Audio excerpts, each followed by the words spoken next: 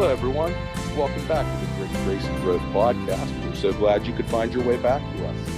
This is your Master of Ceremonies, Ken Sines, and I am joined, as always, by my cohort and co-conspirator, Kim Carroll. Kim, welcome to the podcast. Hey there, Ken. It's so good to see you again. Glad that you're here and ready to roll with number 2 here today.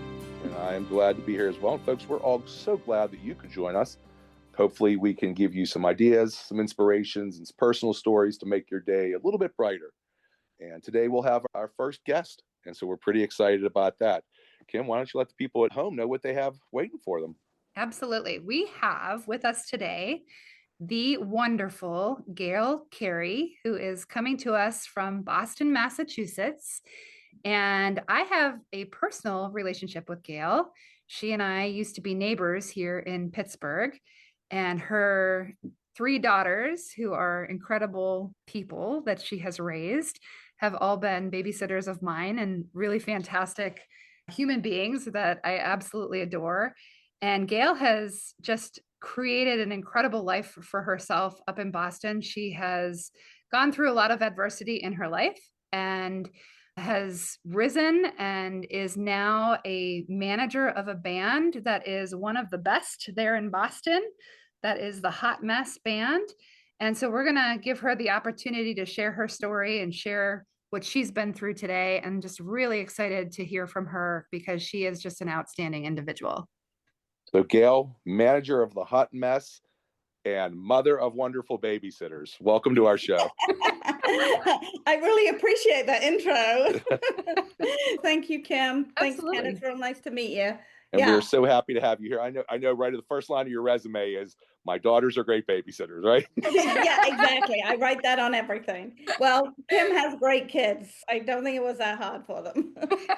And as Kim said, you have a really, really interesting story, and I'm very excited to dive into that with you. But first, we're trying to establish some rituals and norms here on the Reinvention Growth Podcast. And what we like to do is play 2 truths and a lie. And since you're our guest, you're going to help Kim. I'm going to make 3 statements for you guys. 2 of them are absolutely true, even if they sound a little weird. And 1 of them is false. And you guys need to pick out which one you think is false. Sound like a plan? Sure does. We are so ready. And Ken, got to tell you, when we played this the last time and I was listening back, we totally screwed it up. So we did 2 lies and we picked out the truth, right? We totally did. So yeah, we're going to do it right this time. We're going to make sure that we pick the lie out, and you've got 2 truths. And it's important to remember, folks, this is just some fun facts that it's not actually a cross-examination. So none of this is legally binding. I'd say I ran it by our legal department, but Kim, I'm pretty sure you are our legal department. So. Right now, for sure. Yeah. All right, Gail and Kim, you guys ready? Yeah, totally. All right. So in honor of the Hot Mess Band, I have 3 musical related facts today. Ooh, I'm not going to do well on this, but I'll try. Number 1, the Australian band Men at Work, who had 2 number 1 hits with Land Down Under and Who Can It Be Now, were actually the studio band for the recording of Michael Jackson's Thriller album. So what Men at Work spent time as studio musicians working with Michael Jackson on the Thriller album. Okay. Next, Freddie Mercury, lead singer of the band Queen, was born on the island of Zanzibar with 4 extra teeth in his mouth. So he was born with more teeth than a normal person on the island of Zanzibar. Okay.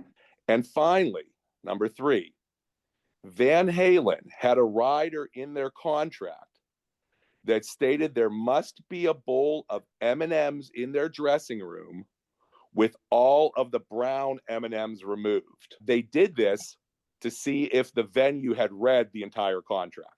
Mm-hmm. So, was it? Which one of these is the lie? Okay. I have a guess, but Gail, I'm going to let you. Yeah, I was going to say, I'm pretty sure I know which one is the lie. I think I do too. All right. What do you think? What do you think? I think it's Men at Work. I'm in cahoots with you. Yeah, because their genre of music doesn't really work with Michael Jackson, even if they were the house band. Exactly. And I've watched the Queen movie. Yes, for Queen. Yeah. And I feel like I remember something about him being born in Zanzibar with 4 extra teeth. And then I believe I've heard the story about Van Halen with The M&Ms. M&M. So Yeah. I'm with you 100%. I'm gonna guess the work. Men at Work. Final answer.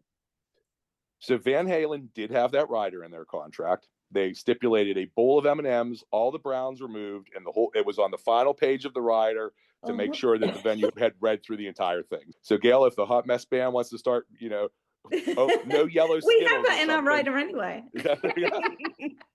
So that one is true.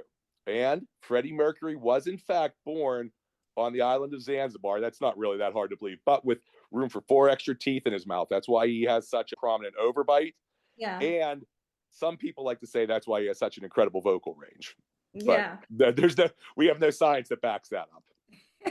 Yeah. And you guys were right. Men at Work was not the studio backing band for Michael Jackson's Thriller. The studio backing band for Michael Jackson's Thriller was actually Toto, the band behind Africa and one of my favorite songs of all time, Hold the Line. That's wild. It's funny, though, because you said their style of music doesn't really go. The reason I chose Men at Work to replace Toto was I saw Men at Work open for Toto this past year, along with Christopher Cross. We called it the Yacht Rock All-Star. Yeah. But, so they actually performed together. So that's why I thought Men at Work could slide right in. But really, it was the band Toto. And apparently the band Toto did a lot of studio work like that. They, in addition to like their own hits, you'll also hear Toto on a lot of other big hits. Oh, see, no, that surprises me though. I would have thought it'd be somebody like more Motown-y, funk, R&B kind of vibe. Yeah. I think, if I'm not mistaken, you whatever version of right we could have got it last week, I think you got it. So we're 2 for 2 on these. We did. I need to start coming up with some much more devious things, I suppose. You're gonna have to delve really deep to trick Kim. All right, so we will find out just how devious I can be, and we will, more importantly, get into Kim's journey to the Grit, Grace, and Growth podcast right after these messages from our sponsor. Are you ready to step into the spotlight and take the lead of your financial future? It's me, your host, Kim Carroll, and I really hope you've enjoyed listening and are inspired by the stories you hear on my Grit, Grace, Growth podcast. Your stories inspire me every day. If you feel like you've really gotten to know me and you want to find out more and how we can work together, I specialize in guiding individuals, businesses, and families towards their financial goals with personalized advice and holistic strategies. Whether you're planning for retirement, looking to grow your investments, or simply want a clearer roadmap for your financial journey, I'm here to help you every step of the way. Don't wait. Visit www.kimcarrollcrc.com now to learn more and easily schedule a meeting. That's www.kimcarroll.crc.com in order to learn more. Kimberly Carroll offers securities using the following business name: Emeritus Investment Company, LLC, or AIC, member FINRA and SIPC. AIC is not affiliated with Grit, Grace, Growth podcast. All right, folks. Once again, we are now speaking today with Gail Carey. She is the manager of Boston's premier party band, the Hot Mess Band. And I have to say, there's a genre emerging of party bands. That's not something, if you just said, what type of music do you play? And you said, we play party music, people wouldn't have known what you were talking about. But nowadays, I've seen a couple of bands who advertise themselves as party music, and I think they're the best because they're just playing fun stuff that gets the crowd excited. So I'm excited because we're going to get the crowd going here. Let's have a party.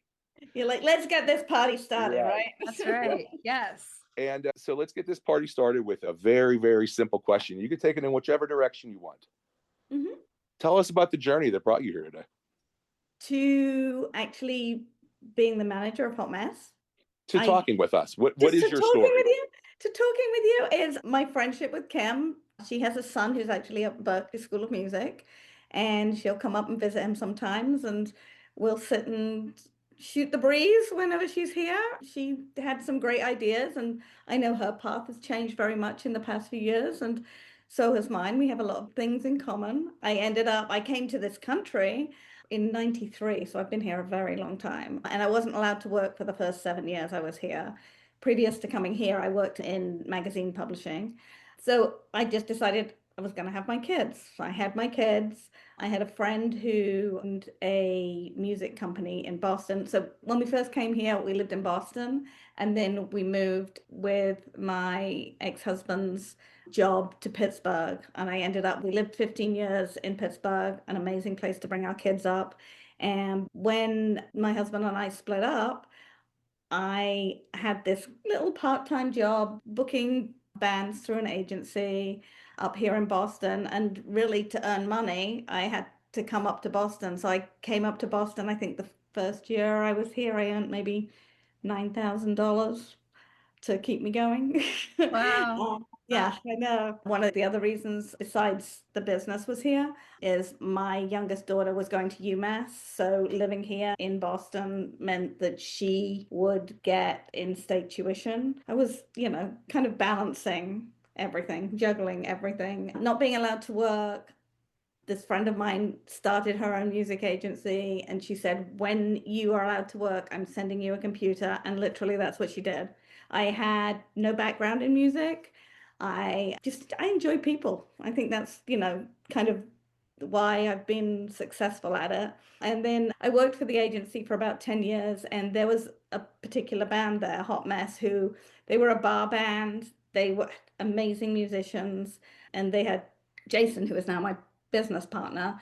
He just had a vision for where that he wanted the band to go, and our visions aligned so much. We wanted to give exceptional customer experiences. We wanted to elevate the music to a level where you would be dancing and you could not get off the dance floor because the next song was a banger. You just enjoy the music so much. You're like, oh my God, I need to go drink. And you'll be like, oh no, but I have to dance to this song. That's the way it is. Our songs go from one to the next. We do mashups. We do every genre of music and kind of cover all sorts of things. So Jason and I just like really knew where we wanted to take the band, and it was a little bit different from the agency. So he kept on saying he was going to leave the agency, and I kept saying, no, I can't, it's my friend.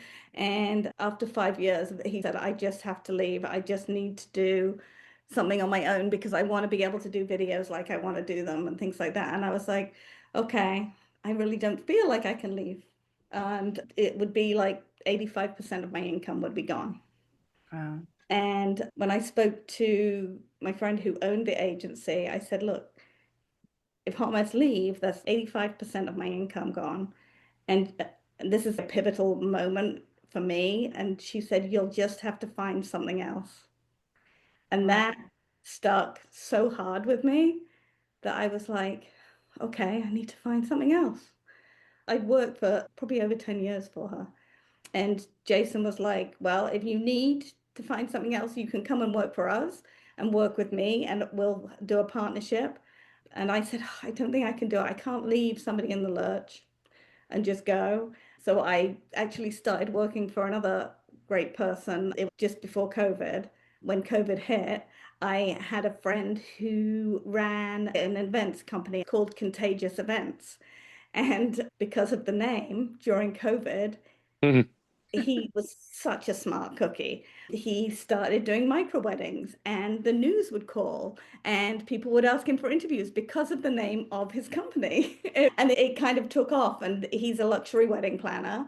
So I did a little bits of work for him, and I could not get enough work at the agency that would have sustained me. So I spoke to Jason, and he said, okay, let's do X, Y, and Z. And I was like, sure, let's do it. So I ended up being in partnership with him, and we work really well together. We're very different human beings in many ways, but we have very similar life philosophies. We truly believe in consciously being aware of our clients' needs. We listen very carefully to everything. We like to work, and when we go to an event and work, we go with an open mind. and we'll work with every vendor there. We want to make sure that not just we are successful, it's the couple's usually one of the most important days in their lives. And we go and we work with the photographer and make sure they get the pictures. We talk to the catering. Jason is there, basically being a bit of a wedding planner himself. Yeah. So that's kind of how I got here. Does that all make sense? Well, it does, and it's an incredible story. I would say the only problem is you started the story kind of on chapter 3. Yeah. You just kind of you as anyone who I think is listening can tell, you're not native of the United States. Oh, Um, yeah, yeah. so you just at one point said, "So I came to the United States." Well, Yeah. I mean, that's not a lot of people will change jobs, and you've changed cities on top of it, and that's great. But you've also changed continents. Yeah. Tell us what led you to the decision to come to the United States, and how did that go for you? Because I can't imagine more of an uprooting of your life than Yeah. changing not just countries, but coming across the pond, as they say. I love traveling and enjoy picking up and going to a new place. So what happened was I worked for the Daily Mail and my husband worked for a bank, and we had our first daughter and he got laid off of his job in the UK and a bank in Boston actually. We had some friends who worked there and they interviewed him and they offered him a job to come over. And he was like, "Do you want to go?" And I'm like, "What can I do there?" He's like, "Well, you don't have to do anything. I'm earning enough money." And I was like, okay, well, okay, I'll come." And I came to a small town called Canton. I met some incredible people there who have become lifelong friends. And my first daughter was brought up there until she was like three, no, she must have been 7. And then I had my second daughter. So yeah, and when I came to this country from England, I wasn't allowed to work anyways for those first 7 years. So I had What was that? Is that a It's a stipulation law, of yeah. It's okay. actually a law, yeah. And we were here and we came, so you get a visa when you come here. And we had the first 3 months, sorry, first 3 years of a visa. Then we popped back to England, renewed the visa for another 3 years. And you don't take any notice of the time as that's going along. But we got down to 2 years. It used to be before 9/11 that it took exactly 2 years to get a green card. So the Oh, bank that my husband was working for applied for the green card. And when they applied for the green card, they realized that the embassy in England, the US embassy, had given us 6 months too much. So they were actually applying for it on the 18-month mark, oh, right? yeah, So I think this was before I met you, Kim. yeah. And they were like, "You're not going to be able to get your green card." The lawyers were like, "You won't be able to get your green card." And by this time, I had three daughters. My second one was born in Boston. My third one was born in Pittsburgh. And we'd moved to Pittsburgh, and they were like, "Yeah, you won't get your green card." And they got down to about 8 months, and they kept on saying, "We'll try." And it got down to about 8 months before our visa would have run out. And people in Pittsburgh, and this is one of the things I love about Pittsburgh, the people at the community in Pittsburgh, they were amazing. They rallied around us, even though we didn't ask them to. People were talking about us on the radio. You have these people who run Girl Scout troops, run Special Olympics, pay their taxes, and they're being thrown out of the country. And then somebody stood up at the church we went to and said, "Can you call your senators?" And on the Monday morning, I got a call from Santorum's office saying, "What can we do to help you? Our switchboard has been blocked." I don't know if you knew this Oh, story, Kim. "Our switchboard has no, been blocked. What can we do to help you?" yeah. And I spoke to Tom, and he said, "Well, we have to do it the right way. We can't take advantage of all these other people who are trying to emigrate here." He says, "We have to do it the right way." And if you saw him, you wouldn't think that he would do that because he's covered in tattoos and has this crazy sense of humor. He doesn't look like he should be a banker, let's put it that way. And so we actually ended up getting thrown out of the country, and we had to leave America for 18 months. I think I Um, did know this. yeah. Yeah, I do remember that you had to go back to England for a while. Yeah. So we Yeah. went back for 18 months and then came back to the same bank And then we also went back for Y2K as well. Maybe maybe it was later. Yeah. It was the second time Yeah. around. So then we were obviously in Pittsburgh for all of that time. And my two eldest daughters went through college. And then Trinity chose Massachusetts. And at that time, Tom and I were having troubles and we broke up. And I ended up here. And this has been probably one of my best decisions, was to come back to Massachusetts. I just want to point out you have a story that includes coming across the ocean to start a whole new life, having a family, being kicked out of the country, and having state senators rallying for support on your behalf. Yeah. And you just kind of blew over that in your introduction. Yeah. Now I'm wondering what else is going on. If you're secretly a member of the Avengers or something, you're not telling us things here. There are stories and then there are epics. I have all sorts of odd stories before in publishing. And I think the only reason I was given a job at the Daily Mail Ski Magazine, I really truly believe the only reason I was given a job there was because before that, I was a nanny for German royalty and I used to travel around with German royalty. But again, it is Gail, what it Just is. a little story. I know. I feel like she's setting us up for two truths and a lie at this point. Yeah, no, because when you were talking about that, like, I was like, oh, hang on, yeah, I could talk about the time I opened the front door to Mick Jagger, and I was like, yeah, Yes, you probably always should talk about that. yeah, yeah, I don't know. I was just a nanny. I honestly, everybody's human. That's how I look at it. Everybody's human. Everybody has a story, and nobody is better than anybody else. Everybody comes from a different truth, right? And I don't think of my life as exceptional. It's just, it is what it is. And that's how I grew up. And I never consciously made decisions to I just fell into coming to the US because Tom got a job over here. So that's what I did. So once you've made it back to the United States, then, and you end up in Boston, you talked about how you ended up kind of working with the band. What is that like? Because I might be wrong, but my thinking process would be that band management and that sort of thing, that's probably somewhat of a male-dominated industry. Yes. So, yeah, and it's a very ego-driven industry.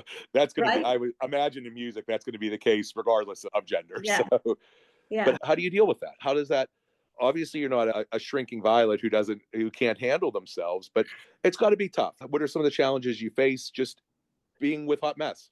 I spend my life, I think I learn something every week from the band, even from people reaching out and asking me different things. They'll ask me questions about sound or where will the wires be and stuff that I would never have thought of. I bring different things to the table too. Like I like to work with the bands on the way they dress. And, a lot of kids come out of Berkeley. I don't even know if I'm answering your question correctly. A lot of the kids who come out of Berkeley are amazing musicians. Everybody thinks they're going to be a rock star. Not everybody is going to be a rock star, but you can still have great jobs in music if you have been taught and given the tools to move through and do things. There's some kids that I've seen that have come out of Berkeley that I know, and they have recording careers but they've also gone off and started their own agencies and things like that. I don't really think about male, female, like those sides of things. I just try and go through everything and just treat everybody like like to be treated. And if people have an arrogance about them, I'm not going to knock them down. I'm just going to be like, okay, so did we think this through? Right? Well, one thing you said was that you talked to them about how they should dress, that sort of thing. Yeah, I think on stage and presenting themselves and just even walking into a venue. If you are going in and you are what has been voted for the past 4 years the best band in Boston, you should not be going in and walking into a venue for a gig with your jeans ripped, or if you're your ass hanging out the back of a pair of ripped jeans and a shaggy t-shirt. You shouldn't be doing that. You should be going in with a sense of decorum and being dressed, not in business casual, but just, just showing respect. Well, Don't I look think, like you're homeless, right? Yeah, exactly. Yeah. and I think there's more to it than that. I mean, I don't It's think anyone would say that the Beatles were the greatest musicians of all time, but they were they had a produced and style. packaged in such a way that was able to capture the Exactly. pulse and the spirit of the world at that time. And I think people overlook that, because you can be the absolute best singer, the absolute best guitar Hmm. player, and if nobody ever hears you outside of the garage, it doesn't matter.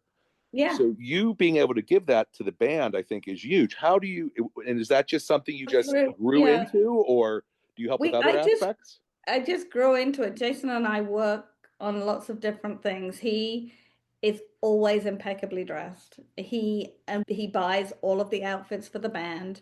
He talks about what the girls are going to wear versus what the boys are going to wear. If the horn section is going to have a different tux to the rest of everybody else. We also have our whole setup is white, so that like for if we're doing a wedding and we have a microphone set up, it's white, it blends in. It's all about consistency. It's all about building a brand, basically.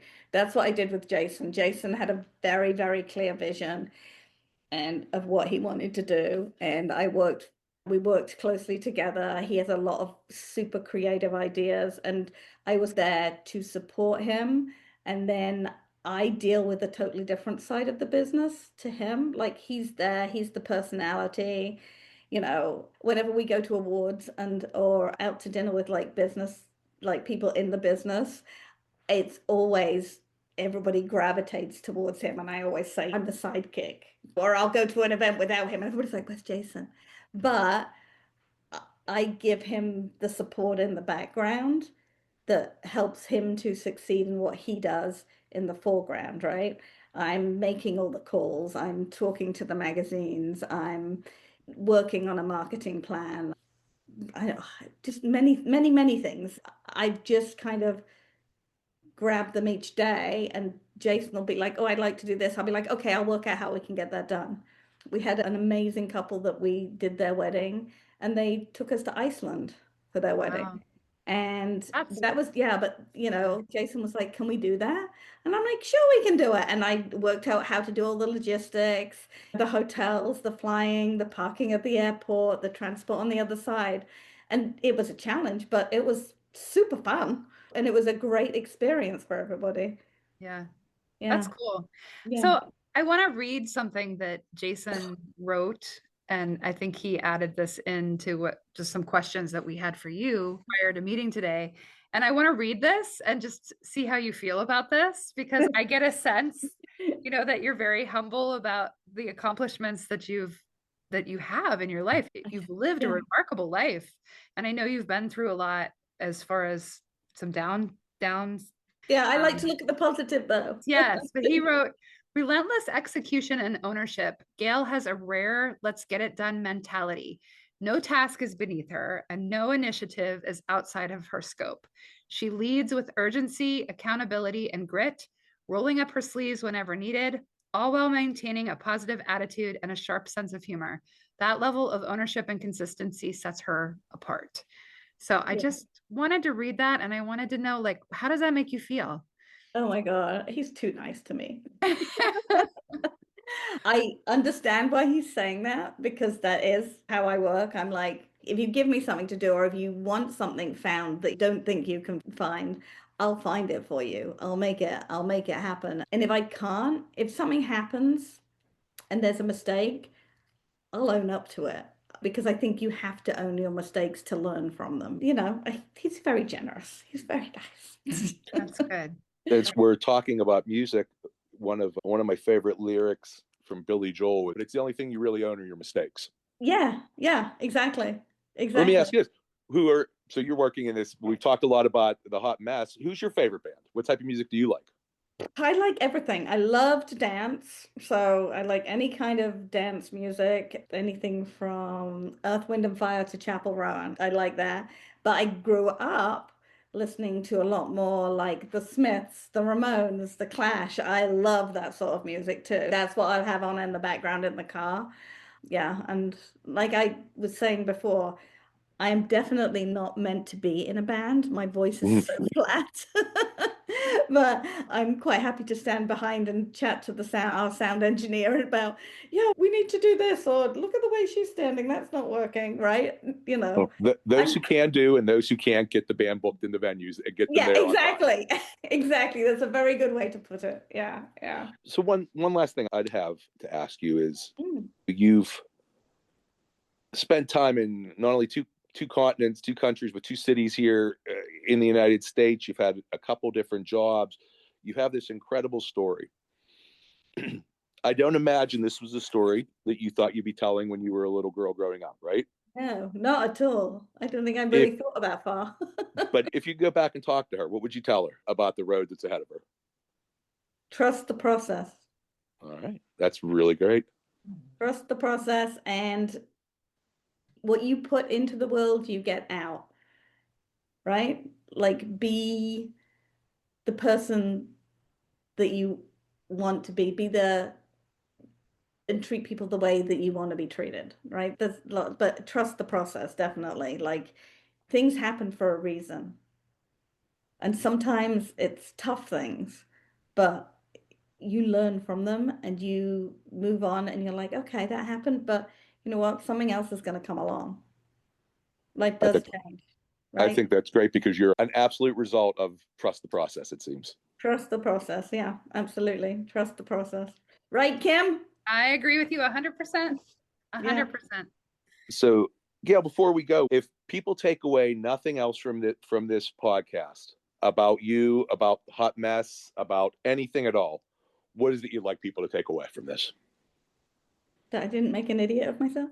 I think they'll definitely take that away. I don't know. Just that in life, there are many different seasons to it, right? You move through life with grace, and you can. I've been a nanny, I've worked for publishing, I've been a mother, spent my years doing that. I'm in the music industry, I'm a wedding planner. None of those things were planned. They were all things that just happened because I trusted the process. So you have to trust that you are moving in the universe in the right direction, whatever direction that may be. Eventually, that long and winding road will take you exactly where you're supposed to be. Exactly, right? Yeah. Well, I Yeah. have to tell you, it was an absolute delight talking with you today and starting to hear just a fraction of your story. I feel like we could probably fill hours. And that's Probably. just before you get to the United States. It sounds like, I mean, there's a random Mick Jagger story just floating around on you. But folks, if you are looking to book Boston's premier party band, if you have a special event coming up, or even if you just want to check them out and see what type of crazy life it is that Gail has found herself in, you should definitely go to hotmessrocks.com, HOTMESSROCKS.com, and check out everything about them. Yeah. It's And I yeah, saw a little bit online. It seemed I don't have a wedding coming up, but if I did, it seems like it'd be a lot of fun. we would come and rock your world, honestly. I might I not be feel able like to I take need you to to come Iceland, to a though. wedding. Maybe we'll just go Yeah. crash one. I know. That's all Well, right. you can Sure. also come to, like, if we have a charity event, a lot of the charity events let me bring people along and we just come and hang out, and I we look do as a good lot as of I look in a charity. tux. So, Yeah. Gail, again, thank you so much for joining us today. It's been just an absolute delight. Your story is, as I said, it's an epic. It's if your I honestly story, don't think I'm that interesting, but thank you. well, I'm what they call, or I refer to myself as a typical Pittsburgher in that I've never lived more than 15 minutes away from everywhere I've ever lived. So trust me, when you can run a lap to everywhere you've ever lived in your life, trust me, your story's pretty epic. I think in Pittsburgh we lived in 1, 2, 3, 4 houses and 1 hotel in the Wow. time we lived there. So yeah, we moved a lot. Crazy. Kim, Well, do you my have any? favorite was when you were right behind me. So that was No, thanks. that was a great connection. So Yeah. And before we go today, Kim, do you have any final thoughts you'd like to share with us? I do. So first of all, I just want to say thank you so much, Gail. That was completely inspirational, and I hope that somebody listening to this is just going to take your words and take that to heart and carry that forward.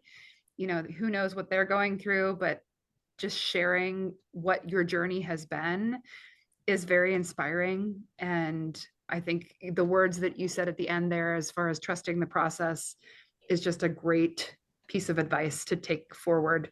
So thank you for that. And I do want to encourage anybody who's listening out there, if you want to reach out to our podcast, we have an email now, which is support@gritgracegrowthpodcast.com.